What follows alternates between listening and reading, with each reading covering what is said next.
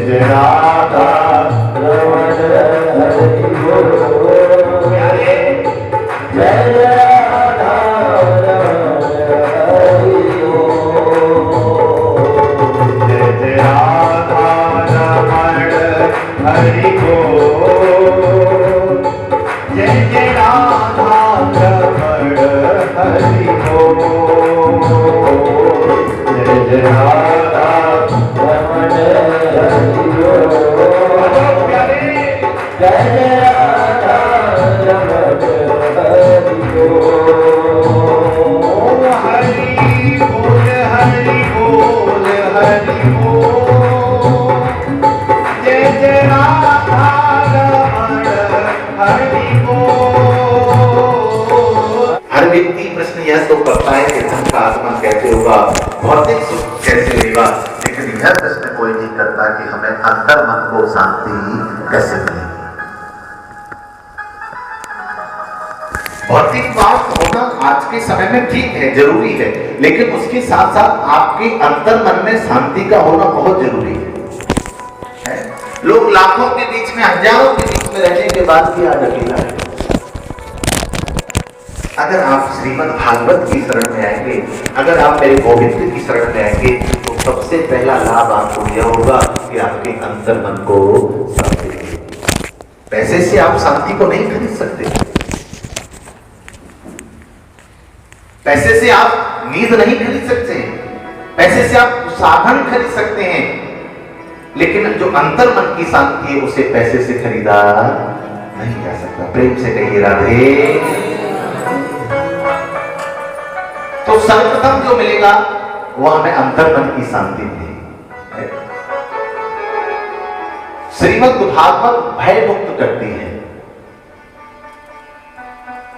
अभी प्रसंग आएगा जिस समय देवता अमृत लेकर के आए, वो प्रसंग रहेगा। तो देवता अमृत पाने के बाद भी निर्भय नहीं है, लेकिन अगर आप भागवत की शरण में आते हैं तो निर्भय होते हैं। बंधु, श्रीमद् भागवतम शास्त्रम कहा जाता है, श्रीमद् भागवत शास्त्र है। इसे शास्त्र क्यों कहा गया? शास्त्र का भावार्थ क्या है? शास्त्र शासनात् त्रायते इति शास्त्र। वर्णन आता है कि जिसके शासन के द्वारा आपको सावधान करके बुराइयों से बचाया जा सके, जिसके द्वारा आपको सावधान करके कुमार्ग पर जाने से बचा लिया जाए, वही तो शास्त्र है। जो आपको उद्बोधन करके, संबोधन करके आपकी मृत्यु को अमंगलमय होने से मंगलमय बना दे, वही शास्त्र है। मृत्यु सबकी निश्चित है, मरना सबको है, लेकिन अगर मृत्यु आपकी मंगलमय होती है तो दुनिया उसका उत्सव मनाती है।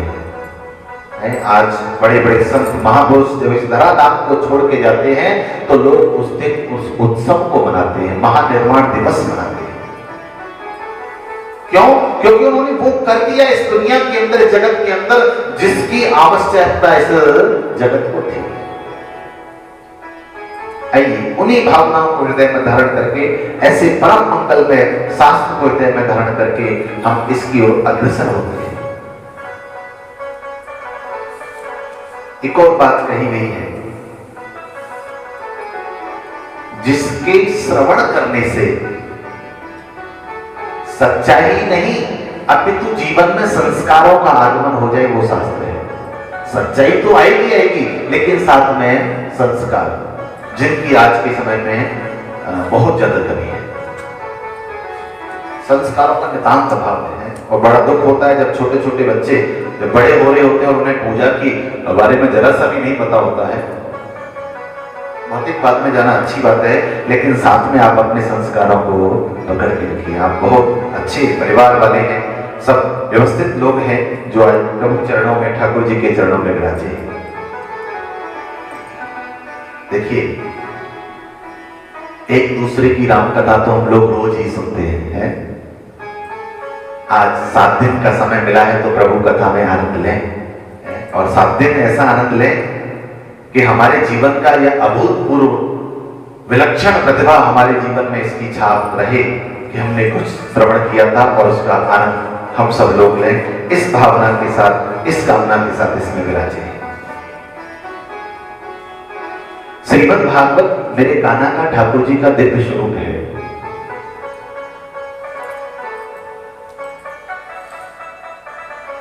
शास्त्रों में संतों ने, गुरुओं ने बताया है, जो श्रीमद् भागवत का पहला और दूसरा 2 स्कंद है। श्रीमद् भागवत में 12 स्कंद है, उसमें पहला और दूसरा जो स्कंद है वह मेरे गोविंद के चरण हैं, पांव हैं, पैर हैं।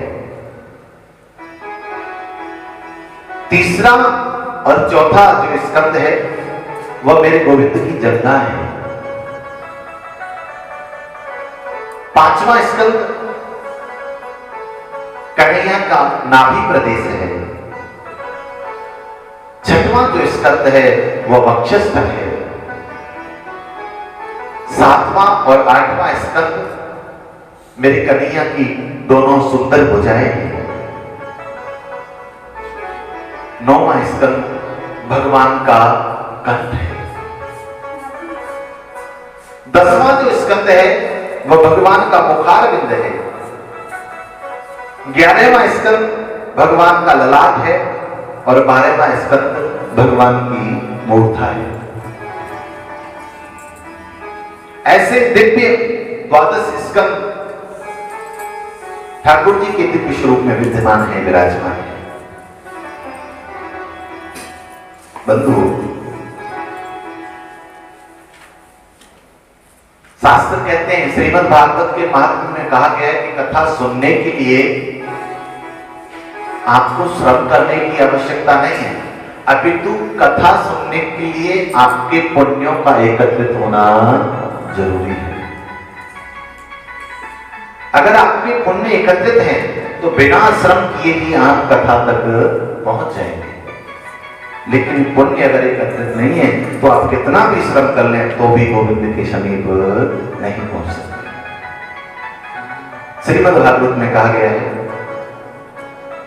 भाग्योदयेन बहुजन्म समर्चितेन सत्संगमं च लभते पुरुषो यदा वै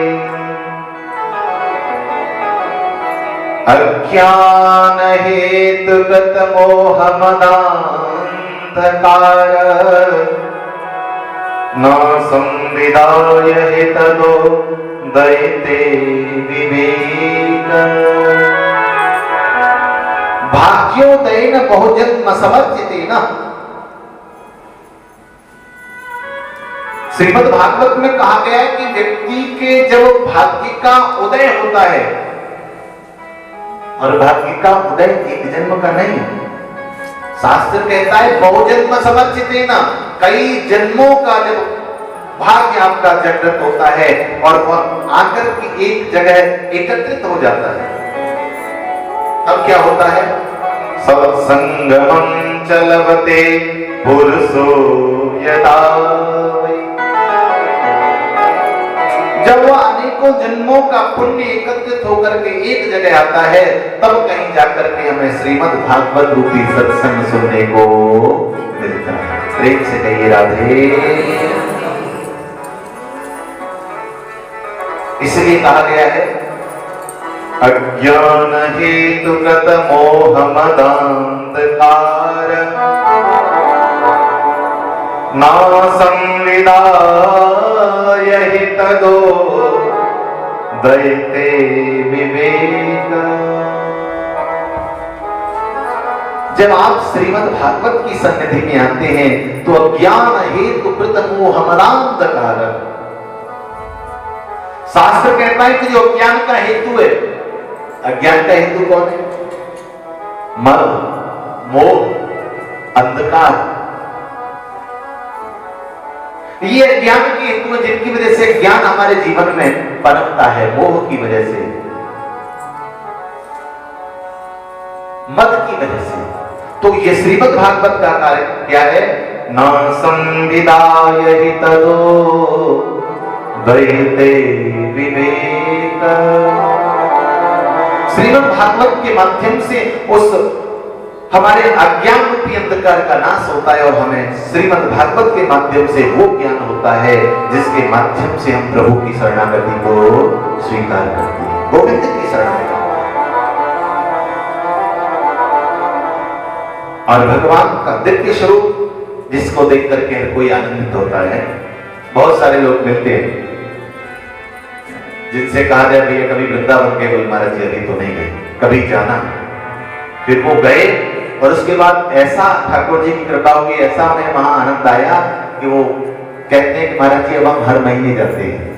न जाने कितने लोग मेरे संपर्क में हैं जो जीवन में कभी नहीं गए, लेकिन एक बार गए तो फिर जीवन पर्यंत जाते ही रहिए। गोविंद की कृपा है, अथवा कहिए उसके अंदर वो आकर्षण है कि आपके चित्त को अपनी ओर खींच लेता है।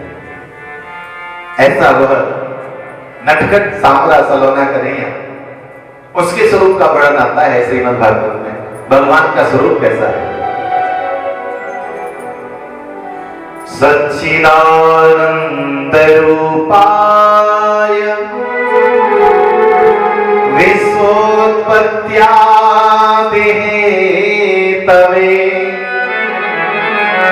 तापत्रय विनाशाय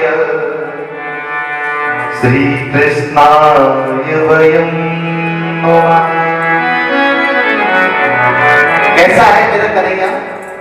सच्चिदानंद रूपाय, सत चित और आनंद तीनों उसके अंदर समाये हैं।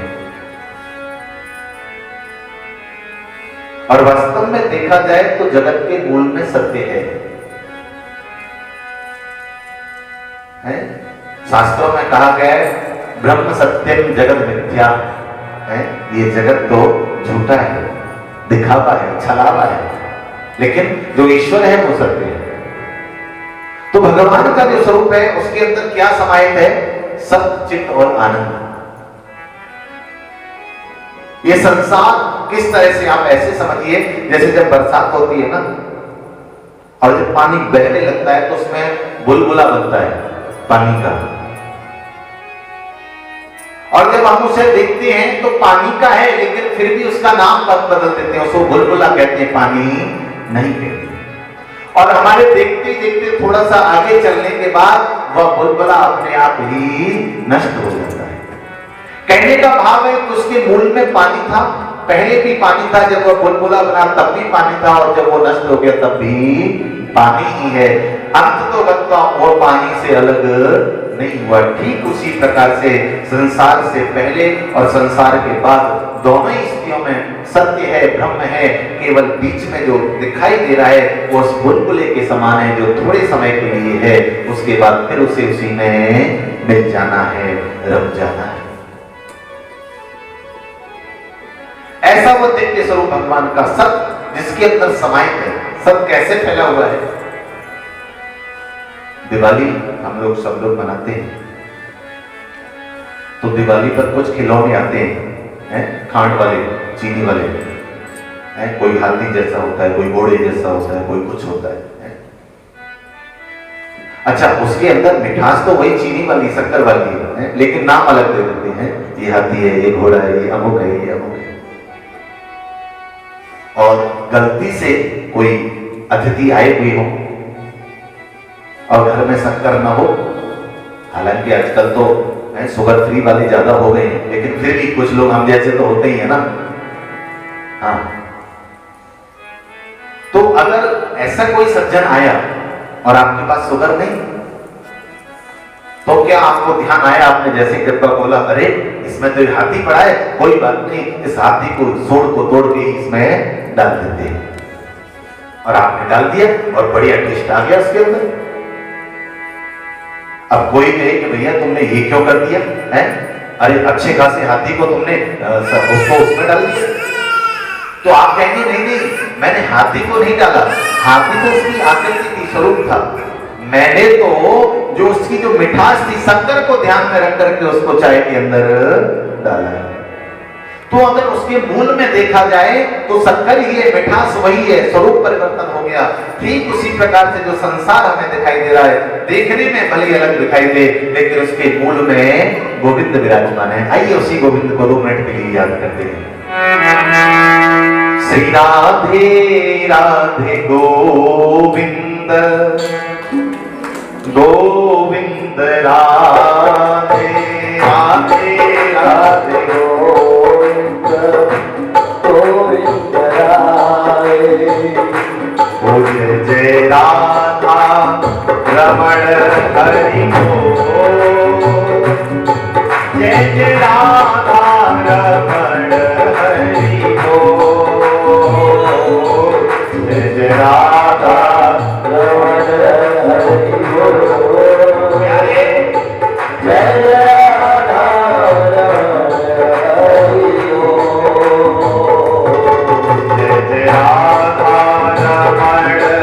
हरि बोल, जय जय राधा रमण हरि बोल, जय जय राधा रमण हरि बोल, जय जय राधा रमण हरि बोल। हरि बोल हरि बोल हरि बोल, जय जय राधा रमण हरि बोल, हरि बोल हरि बोल हरि बोल, जय जय राधा रमण हरि बोल, जय जय राधा बोल, जय जय राधा रमण हरि बोल, जय जय राधा रमण हरि बोल, जय जय राधा रमण हरि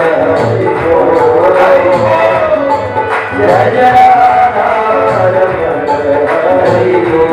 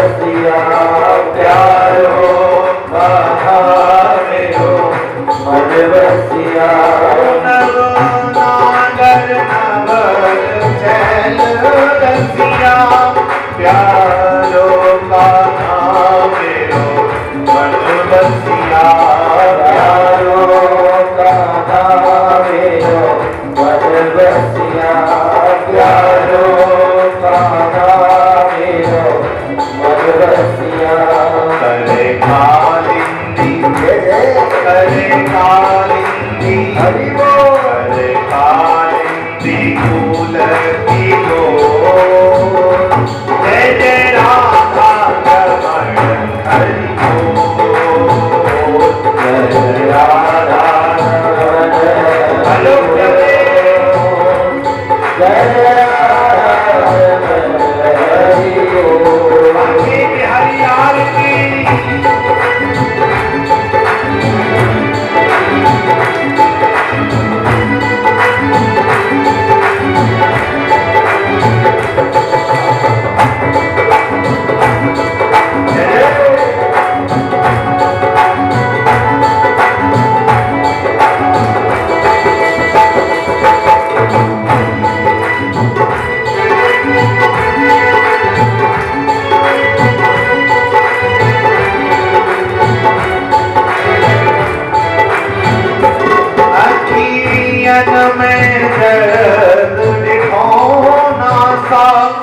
उस कन पे जादू तो ना सा उस कन पे जादू तो ना सा उस कन पे जादू तो ना सा रस के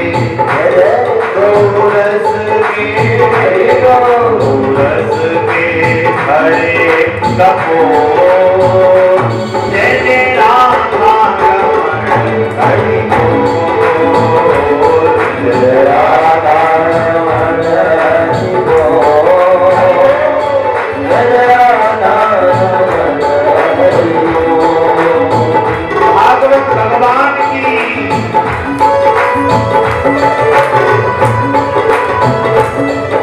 भजन प्यारे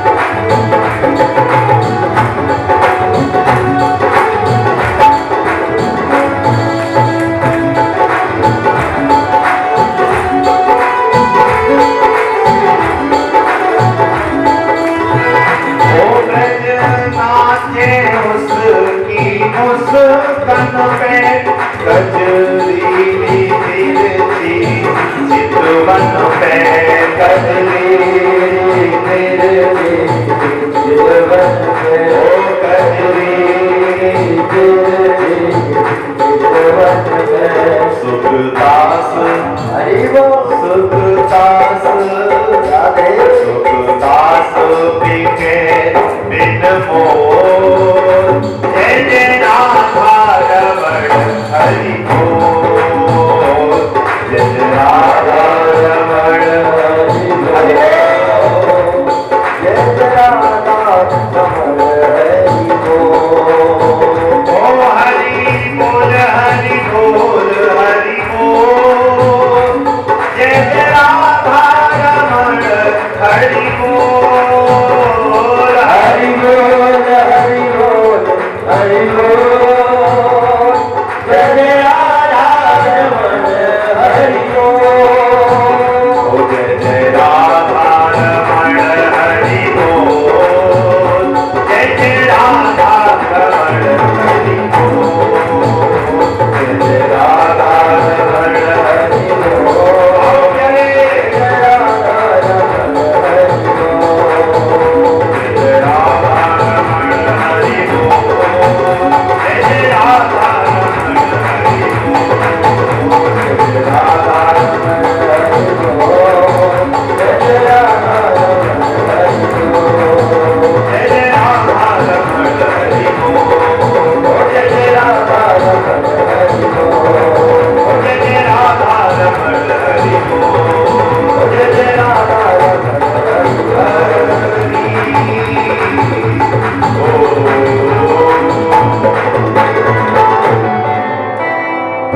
भागवत भगवान की। तो भगवान का दिव्य स्वरूप है सच्चिदानंद। सत जिसके अंदर समाहित है,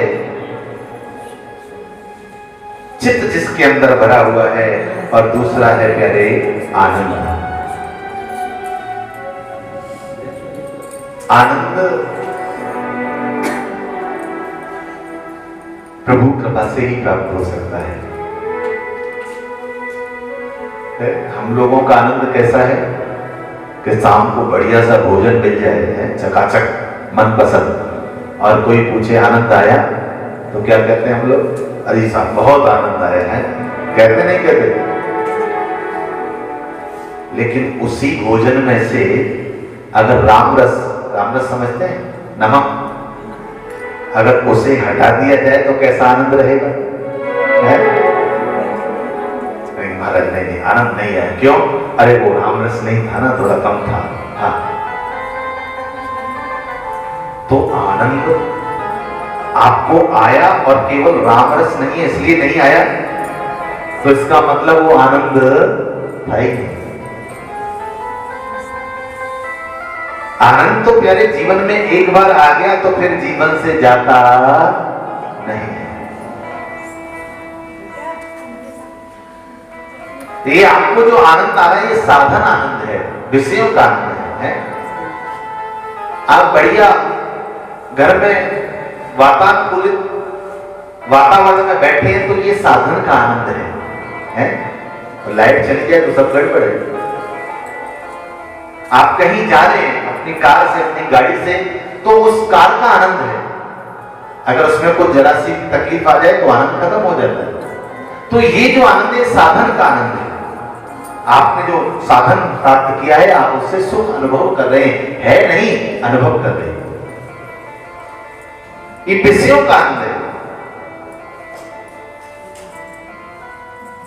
दूसरा जो आनंद है वो विलक्षण आनंद है कि जीवन में आ जाए तो फिर कभी जाता नहीं है।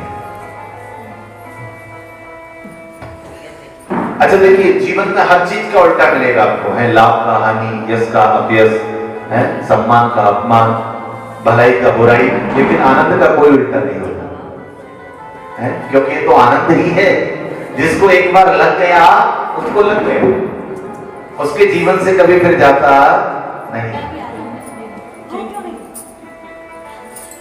आप उस आनंद की ओर बढ़िए, वो मेरे ठाकुर के अंदर समाहित है। सत्य, चित्त और आनंद तीनों ही रूप मेरे गोविंद के हैं, और आप जिस स्वरूप से उसको बचेंगे देखेंगे वही आपको प्राप्त हो जाएगा। भगवान पहले तो किसी के जीवन में आते नहीं, और आ जाए तो फिर जल्दी से जाते नहीं। हाँ, ये उसकी कृपा है। अगर एक बार हो गई तो हो गई, आपको उसका रंग लग गया, उसको आनंद, उसका आनंद आ गया तो आ गया। भगवान एक ही बात कहते हैं कि या तो मैं पहले जल्दी से पकड़ता नहीं, और पकड़ लेता हूं तो फिर छोड़ता भी नहीं, बस पकड़ने तक की बात है।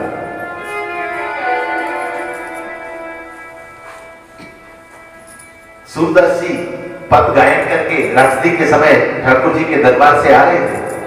अंधेरा था, रात्रि में मार्ग थोड़ा सा भटक गए, सामने कुआं। अब बाबा तो मस्ती में पदों को गाते हुए चले जा रहे हैं। अब कन्हैया ने देखा कि बाबा तो कुएं में गिर जाएंगे, तो क्या करना है? भगवान छोटे से बालक बनकर के गए और बाबा का हाथ पकड़ा, बाबा आगे कुआं है, उधर गिर जाओगे, इधर आओ ना। बाबा को जैसे ही स्पर्श हुआ कुछ अलग लगा है। बाबा ने पूछा, लाला कौन हो तुम? मैं? हाँ, मेरा नाम गोपाल है। गोपाल? अच्छा, तुम्हारे पिताजी का क्या नाम है?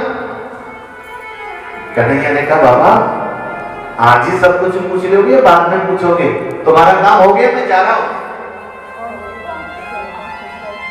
भगवान ने हाथ छुड़ाया और निकल दिए। सूरदास जी ने कहा, मुझे पता चल गया तुम कौन हो। है?